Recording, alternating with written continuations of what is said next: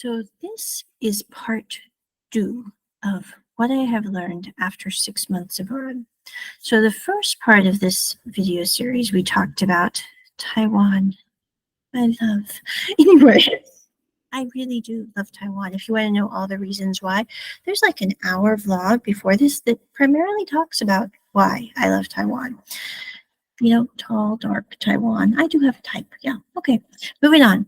So anyway, part 2. Other things I have learned about living abroad. So I've been away from the States for 6 months.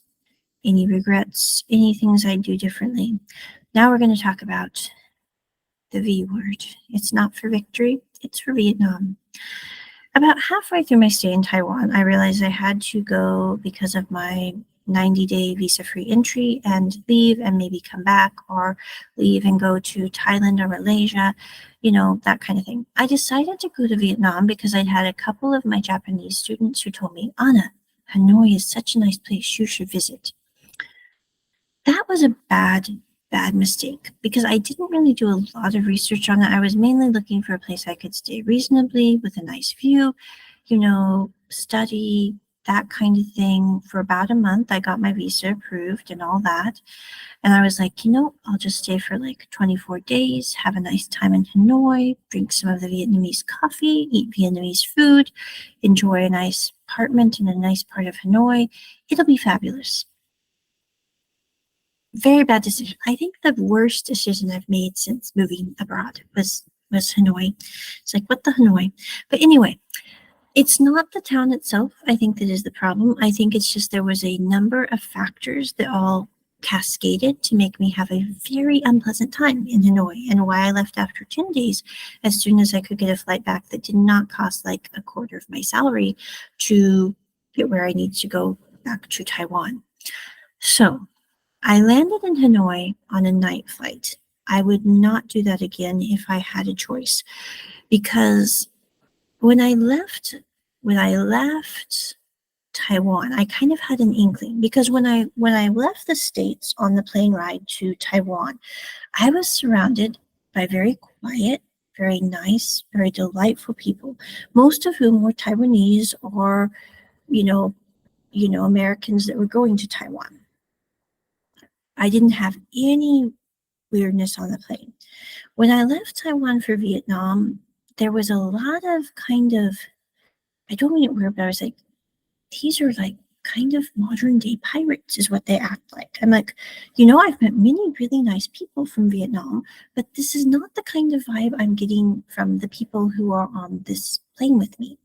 So I was like, you know, this is weird, but keep an open mind on it. It'll be okay. You'll meet some really nice people. It'll be just fine. And I'm not prejudiced at all. So this isn't like a prejudice thing. It's just like, it was a very weird plane ride. I was going, it's like I'm surrounded by a bunch of people who are like Captain Jack in the flesh. And I was like, this is a really weird feeling. So I landed, I debarked the plane, and I went into the Hanoi airport. There was a huge line for immigration. I'm still not quite sure why. I'm like, did several planes land at the same time? And it was just kind of weird. But anyway, as I went through immigration, I had my passport, I had my visa. I just said, you know, this is my paperwork. And I literally had immigration just go at me. And I was like, was it something I didn't say? Because I do not speak Vietnamese. I have no idea what would be causing trouble because I have everything in order with my paperwork. So he literally glared at my paperwork for quite a while, like 2 minutes, finally stamped it and sent me on my way.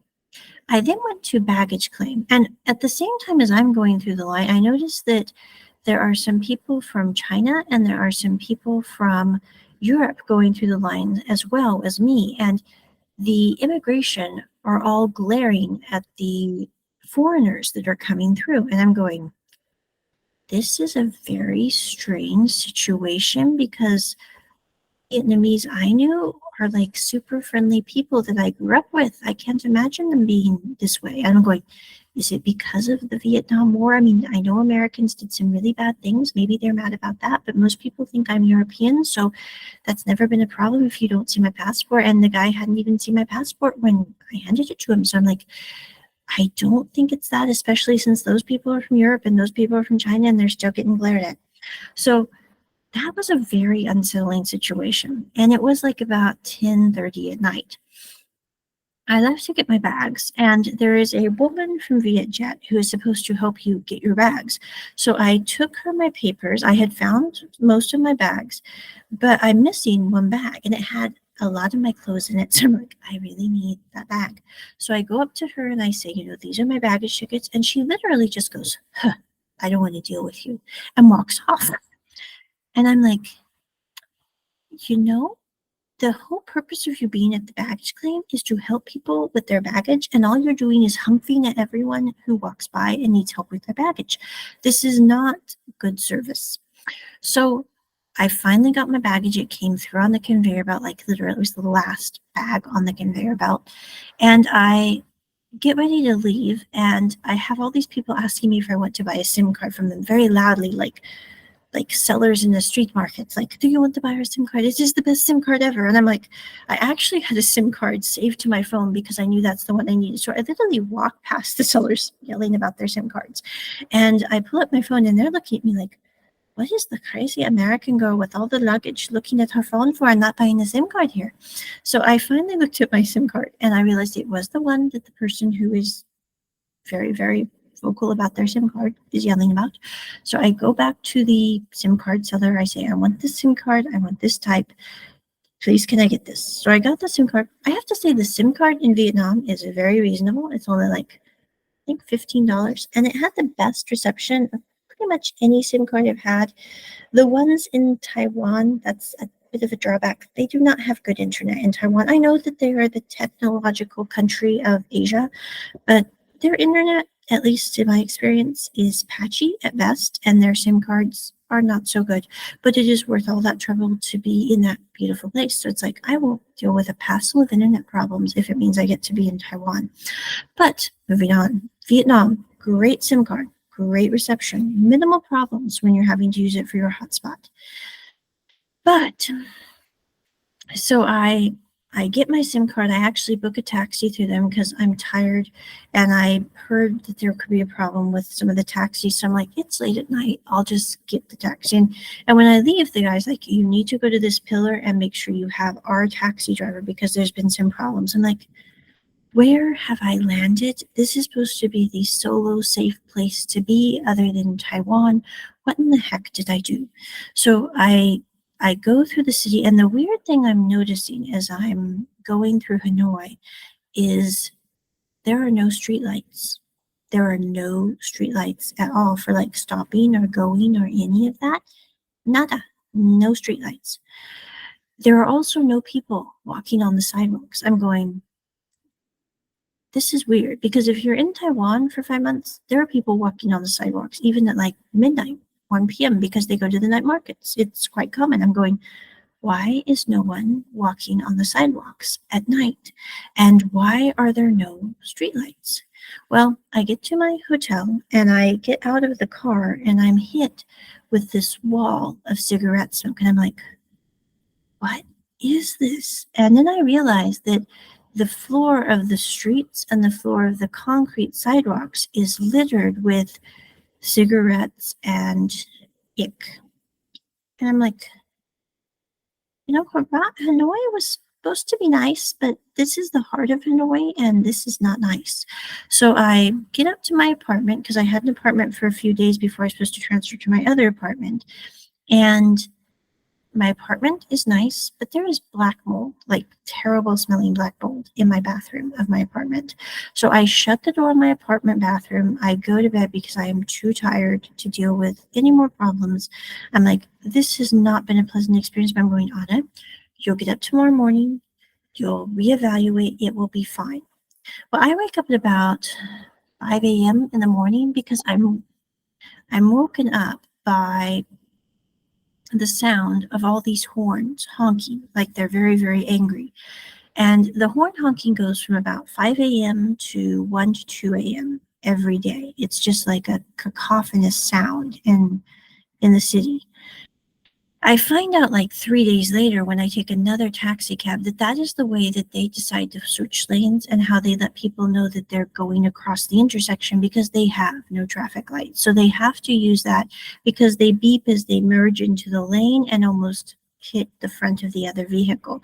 My cab driver started to yell and shout and scream because there was another cab or motorcyclist trying to butt into his car and cut the nose off, which literally would have crashed him and me into a pile of metal. So I was sitting there going like 3 days after I landed in Hanoi, I was like, I have come too far in my life to end up dead in Hanoi because of some crazy honking driver who wants to merge. So I'm sitting there going, I'm not going to panic. It would do no good to panic. It will not help the situation to panic. I'm like, my taxi driver is panicking enough for both of us. I know this is a serious situation, but it will do no good. So I'm just going to stay calm and I'm going to believe it will be okay. And it was, but it was super stressful. So I spent about 3 days in this apartment. It was a very nice apartment. I got great reviews, but again, smelled like back mode. I have never asked housekeeping to come and clean a bathroom again, but I did ask them to come the second day to clean, or the first day to clean the bathroom again, because the smell was so bad. And this was like a luxury apartment. So this is not like, I mean, it had a beautiful tub in the bathroom, but I'm like, you don't want to sit in that tub because it smells like black mold. So I started Googling a couple of things because, like, number one, when I went out for breakfast the next day, everybody at the convenience store looks at you like this. I'm like, is it because I'm American? I'm like, but I'm going, no, Anna, nobody thinks you're American. Whenever people meet me, they think I'm British. So I'm like, that's not the problem here. I'm going, is it because I'm a little taller and bigger than most people here? I'm like, I really couldn't figure it out. So when I got home from the gas station, or no, the OK, it's called an OK convenience store. They have a lot of them there. I was like, I'm going to Google this. I'm going to figure out what in the world is going on because I feel like I have landed on an alien planet and it is not a hospitable one. So as I come back, I'm like, I have to dodge the ick on the streets. I have to dodge the cars because nobody stops. One motorcyclist literally stopped as I'm looking to try to cross. He's like, just go for it, lady. I'm like, I do not just go for things. I have to make sure there's not a car. I have to make sure there's not a whatever. Also, when I check out at the gas station, I'm like, what is that huge box of stuff by the cash register? I'm going, that's kind of weird. I'm going, what is that? Is it like, I was like, it's a really big box of something, like a very large box. I'm like, oh, that's a very large box of condoms. I'm going, they have a lot of them by the cash registers in Vietnam. I'm like, well, I guess that they're really good on birth control here. I'm like, they don't have to worry about a very climbing birth rate apparently in Vietnam. But yeah, I have never seen boxes of condoms that came that way. So that was a little weird. I was like, I don't know. The first time I landed in Taiwan, I ended up at the business hotel. When I landed in Vietnam, I'm paying for my steamed roll and my drink of some sort. I can't even remember what I got now. And I'm like, that's a really large box. So anyway, that was my first, and I went up to the cafe. They have a cafe area in the convenience shops, but I really didn't feel comfortable because I was sitting at a table and everyone is silent and kind of glaring and looking at their phone. And I was like, I am out of place here and I do not want to be here because this is very uncomfortable. So I get my food, I leave, I go back to the apartment, I Google, is there a problem with foreigners in Hanoi? I had not Googled this before because honestly, I didn't think that would be an issue because, again, I grew up around Vietnamese people, very, very friendly, very, very nice, never acted this way. And when I Googled Hanoi before I left Taiwan, it was like, this is a great place for solo travel. It will be wonderful. It will be nice. I guess if you are in Hanoi, it is not a great place if you are a foreigner because for some reason they are very anti-foreigner. If you walk into any store that I walked into, you usually had people sniggering behind the counter because you were a foreigner and trying to charge you double to your face and trying not to give you back your change. I literally had to stand there and glare at them and go, "You will give me back my change." Now, it wasn't because like I really care about getting that extra change. I think it's because like I have a Scottish grandmother, and sometimes I have this feeling come over me and I'm like, it's not me. It's my ancestor. Because honestly, it's like I rarely get upset about things, but if I feel that someone is being dishonest or hurting another person or me, I get upset. And about the second time this happened, I was like, no. And they looked at me and were like, what? And I said, you will give me back my change. And yes, I can do math, and it is this. And I'm like, they understood enough English to give me back my change. And I was like, I am not coming here again. I am not going to deal with this again. This is a mess. But I will say, unless you're at the convenience store, that is a major problem. I did not have that trouble at the convenience store. They are not friendly there either, but they do not try to not give you back your change. Now, I also paid with my debit card at the convenience store, which is a big plus. Now, the one perk about visiting Vietnam is I only had to spend like $40 for everything but my hotels for the 10 days I was there. So super cheap, but super not fun. So after 3 days, I went to my supposed apartment, which I found out actually was a scam. I had booked it on Agoda, and I contacted Agoda. I was very upset. The apartment complex had no idea I was coming. They did not know about the apartment. It was like totally a mess. And when I spoke to Agoda, they're like, well, we'll give you your money back for the month, but you won't get it for 30 days. And I'm like, what the heck?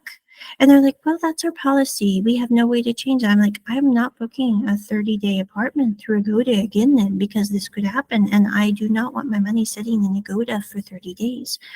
So anyway, that was a good lesson learned. But I then decided after the apartment fell through, and the other thing that happened during this 3 days was I was getting asthma attacks because of the cigarette smoke in the apartment complex and the air quality in Hanoi. I was sleeping by an air purifier, but between the bathroom mold, the air quality in Hanoi, and the cigarette smoke, which was literally everywhere you walk in the downtown of Hanoi, and the traffic and almost being hit in the taxi on my way to the apartment that was not, I just decided to book a hotel near the airport. When I got to that hotel, I stayed I think 2 days there. I looked online to try to book a flight back as soon as possible to Taiwan, but it was going to cost like $600 for one way. And I was going, I'm not doing that. Now, I could have gone to Thailand, but I couldn't figure out how to add my luggage because they had a certain restriction on the luggage, and I was just slightly over. So I'm like, I'm going back to Taiwan.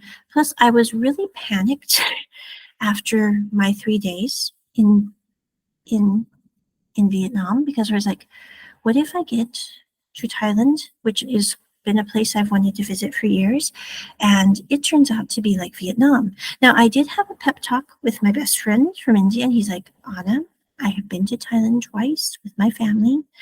You will like Thailand. It will be okay. It is not like what you're describing in Vietnam. Because actually, my best friend was supposed to meet me in Vietnam. But after the 3 days, I messaged him and I was like, number one, he said, I'm really busy at work, which I was not expecting. I'm going, you don't want to come to Vietnam. You don't even want to visit Vietnam, at least in Hanoi. It is not a good place to visit. They do not want us here, and they try to take extra money, which is very, very uncomfortable to have to deal with when you're trying to get back your change. And the glaring and the whatever is just not my thing, and I'm sure it would not be my friend's thing. So I was like, just stay. In India, we'll meet up later, maybe Malaysia or something. So I get to the airport hotel. That one also has black mold. Again, I keep the door shut to the bathroom.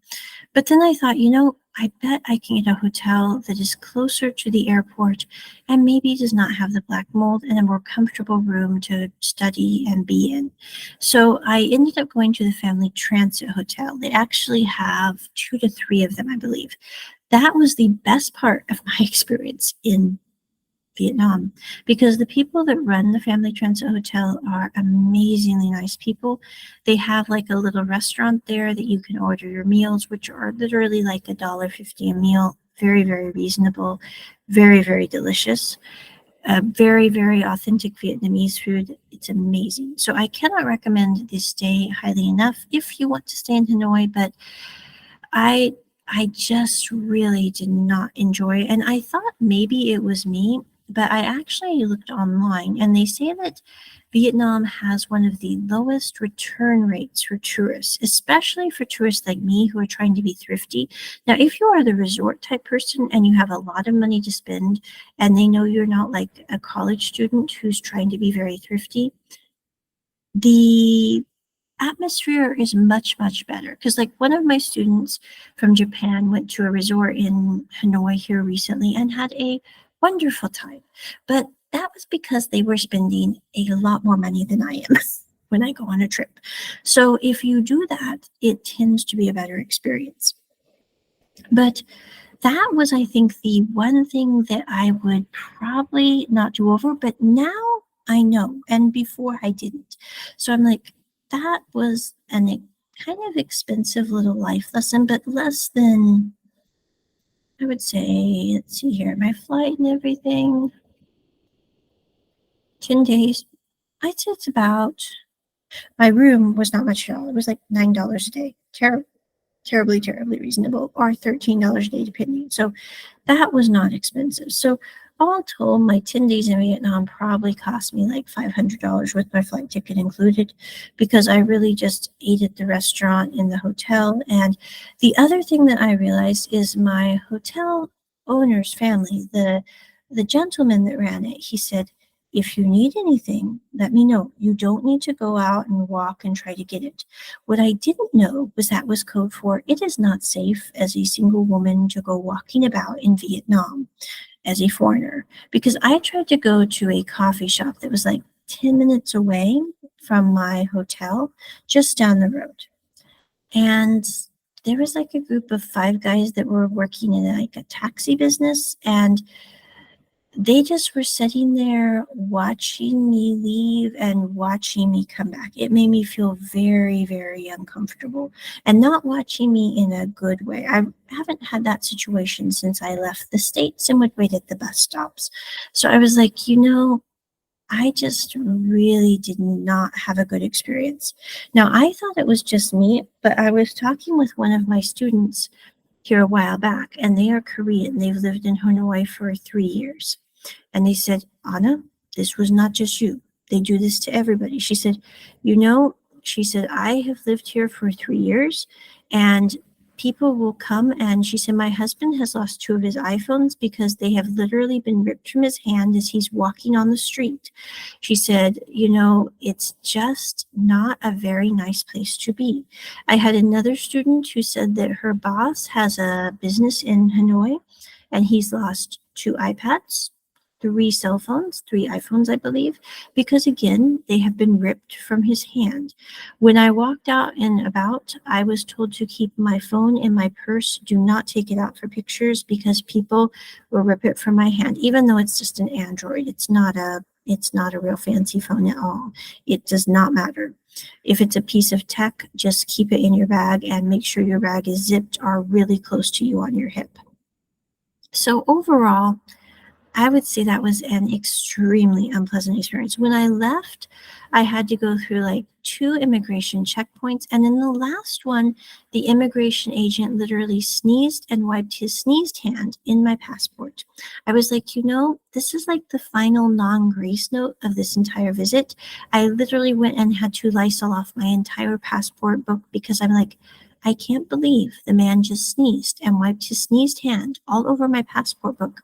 I'm going, he doesn't know me from Adam. He has no reason to be doing that. And even if he did, that's not the way you behave. I'm like, I really have no idea what is up with that. Also, when I left, they had to wrap my baggage, and it says in big bold font at the wrapping center that it's going to be like, I don't know, 60,000 VND. The money system there is really hard to navigate because it's all in thousand or million VND. It's like crazy high numbers. But anyway, I had the 60,000 VND, and he's like, "Oh no, that'll be 80,000 VND a piece." I'm like, "No." I pointed to the sign. I'm like, "It will be 60,000 VND because that is what I have taken out of the 18." He's like, "Oh, okay." I'm going, you know, I don't know what's up with that, but that was just really weird. So that was my experience in Vietnam. When I was in Vietnam, the weird thing though, and the thing that I think it was worth the $500 for and the 10 days of difficulty, was it really solidified in my mind one very key thing. I was in a big stressful situation for several times during that trip. I didn't once sit there and go, I wish I were back home in the States. I wish I were away from this and all back home in the States. Now, the one thing that did come to mind multiple times throughout the entire time was, I wish I was back in Taiwan. I wish I was back in Taiwan where it feels safe and comfortable and it does not feel stressful and pressure and all this beep, beep, beep. And that's when I realized, I was like, my goodness, I am homesick for a place that I have only been in for 3 months, actually a little less than 3 months, way more than a place that I have lived for 30 some years. That really spoke to me and said, I don't know what this life holds for me. I mean, I'm in my 30s now. I'm not in my half 30s yet, but I'm close. And I'm like, I wish I could say I have my life all planned out. I know exactly what I'm going to do. I know exactly where I'm going to be. I know all this thing. I know how it's all going to end up in this grand scheme. I'm like, I don't know anything like that. I know there are certain life goals I plan on reaching. I'm graduating college in 2.5 years. I'm adopting my kids. Those are all life goals I'm going to do after I'm going to graduate, adopt my kids. It'll be good. Now, where I'm going to raise those kids, who I'm going to raise them with, that's a little fuzzy to me right now. But at this point in time, I'm like, I don't have to have that answer. I just know that those goals will happen and it will be okay. And it will actually be wonderful, whatever it is. So I'm like, that doesn't worry me at all. But I'm like, that I'm using, I'm like, way too much. But it really solidified that my home will most likely be overseas permanently because it just fits better for me. I feel more comfortable, more safe, more secure in that than I ever have before. So that, I think, was worth the 10 days of kind of semi hell and inconvenience in Hanoi. I'm like, you know, that really was worth it. Now, I did meet some wonderful people in Hanoi. I had a couple of very, very good taxi drivers who had way too much stress. And I was like, I so appreciate that they got me where I needed to go and themselves alive and well, and everything was okay. I also had great people who ran the hotels and apartments I stayed in. I really could not be happier. My Agoda, very unimpressed with Agoda. Don't plan on using them again for something like that because of that whole snafu. But still, I'm like, it was worth all the trouble to realize that where I feel homesick is not really the States. And it's not really necessarily even Taiwan, so to speak, but to know that that kind of atmosphere of safety and security and basically the essence of what makes Taiwan kind of Taiwan is what I'm really looking for in a place that I will settle in eventually. So I figure that's worth a lot. And that is part two of what I've learned in 6 months abroad.